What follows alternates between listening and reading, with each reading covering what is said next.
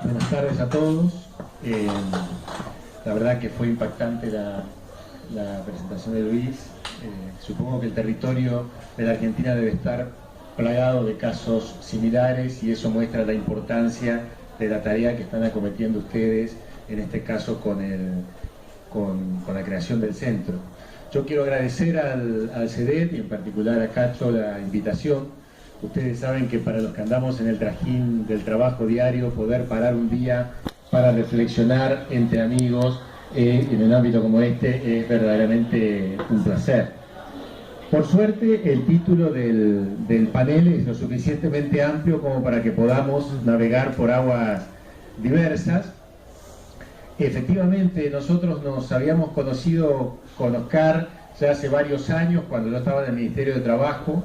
Era la gestión de Néstor Kirchner y acabamos de lanzar un plan que se llamaba el Plan Más y Mejor Trabajo, que tenía un doble enfoque, que era un enfoque sectorial de arriba hacia abajo, bottom-up,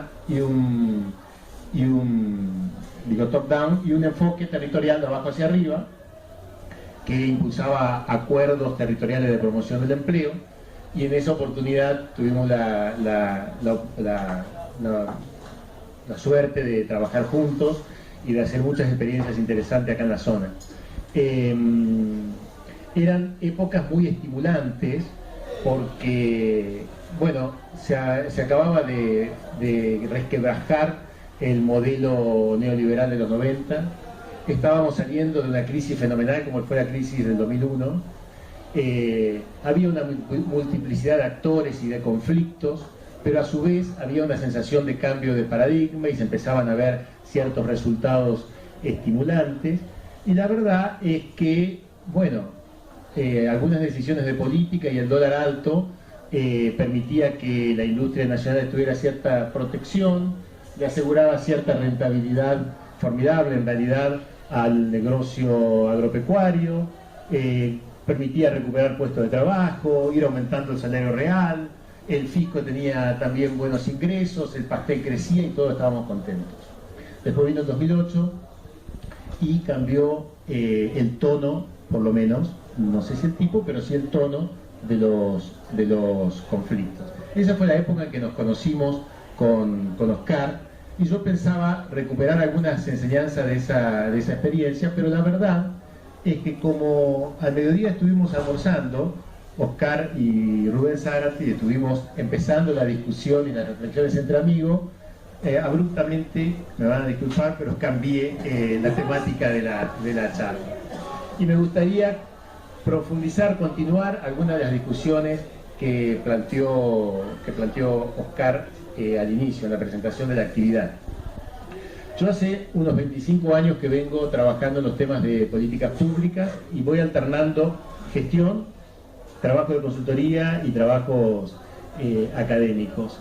Y me he metido mucho en los temas de planificación pública desde hace años.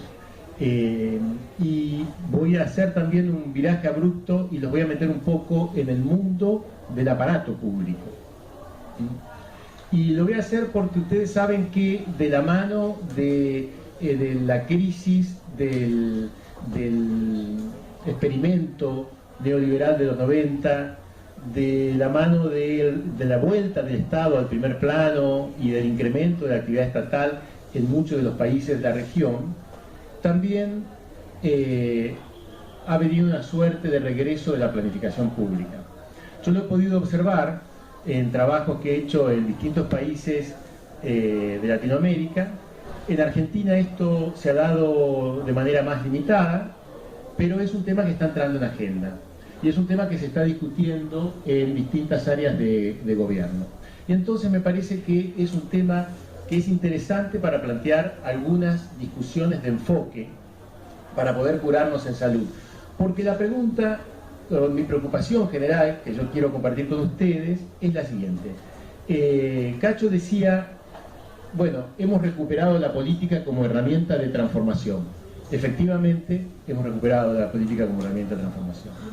Yo tengo mucho temor de que estemos en presencia de una etapa en la que hemos tenido buenas condiciones para inaugurar un nuevo ciclo de desarrollo en nuestros países, protagonizado, liderado por el Estado, que eso se refleje en el cambio de sentido y de dirección de muchas de las políticas importantes de los Estados, pero que los abordajes, las aproximaciones, los procesos de trabajo, el enfoque que se haga de las políticas públicas no esté a la altura de las circunstancias y no haya variado demasiado respecto del ciclo pasado.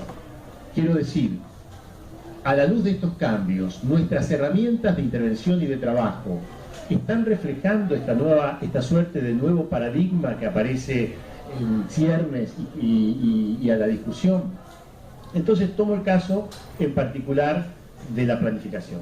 Y quiero plantear 3 o 4 cosas muy breves. Voy a tratar de ser breve en la intervención porque me parece que sería interesante poder abrir un proceso de discusión, que no se nos vaya la tarde sin que podamos discutir algunos puntos. Uno de estos, el primer punto para mí tiene que ver con una cosa fundamental, que es de qué hablamos cuando hablamos de planificación. Uno habla de planificación en el territorio, con participación de actores del territorio, uno habla de planificación pública, se habla de planificación estratégica, se habla del regreso a la planificación, aparecen planes.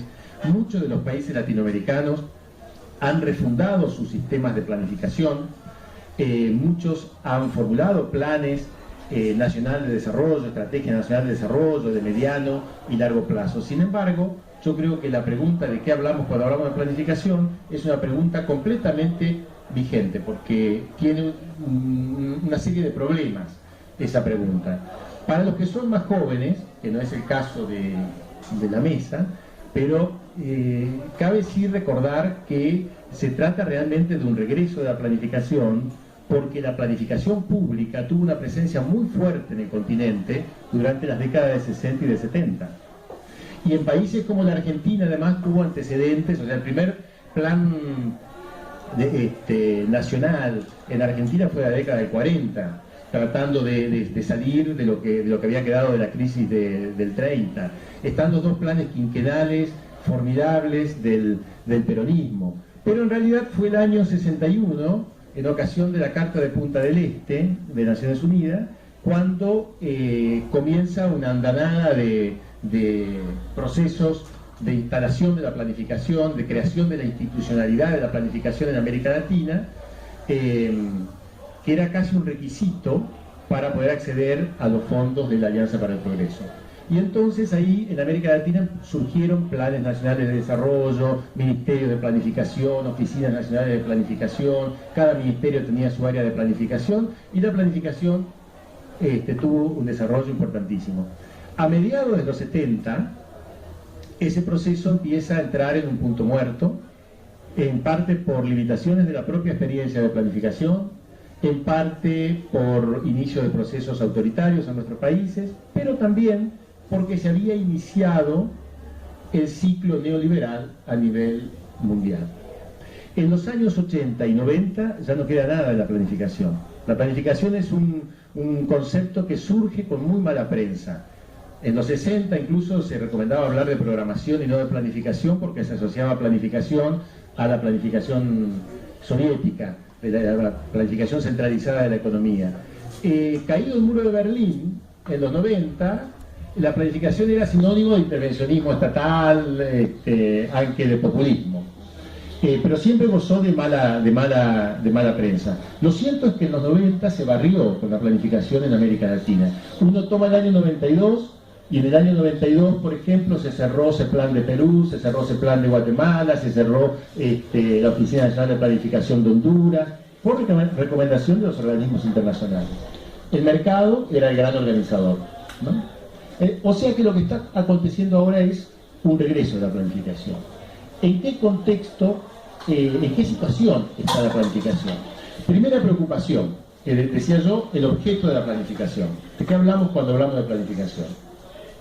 Hay 2 interpretaciones. Si uno analiza los marcos normativos de los sistemas de planificación actuales de América Latina, se dice que el sistema tiene dos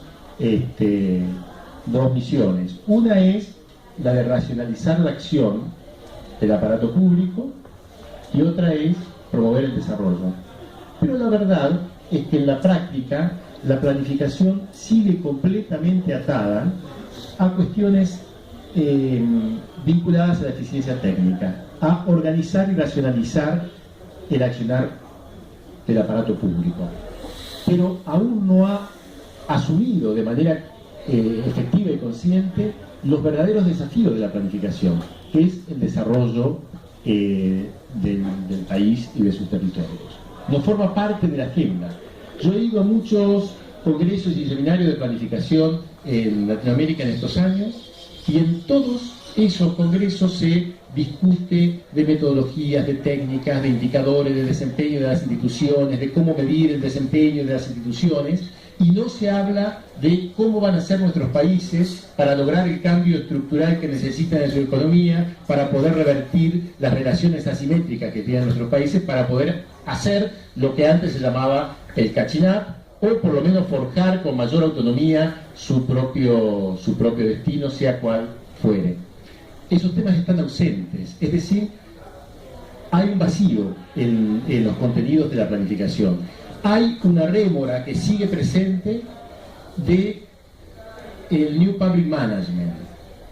El New Public Management ha calado fuertemente las prácticas nuestras en los países de la región, el gerencialismo. La idea de que poder hacer eficiente el sector público es incorporar técnicas del sector privado y concentrarse en las herramientas y en los instrumentos, y que el objetivo principal es la eficiencia técnica, y no el desarrollo nacional. Ese es un primer punto muy importante.